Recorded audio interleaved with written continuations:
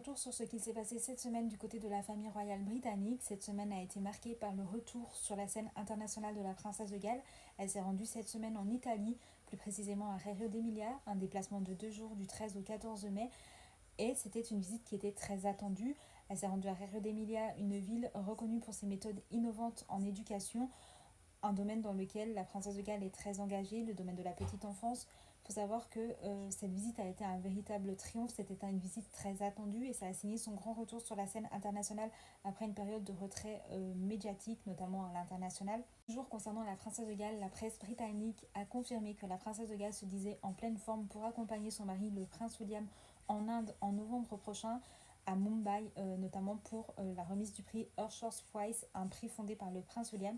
Et cela marquera le grand retour du couple lors des voyages officiels à l'étranger depuis près de 4 ans.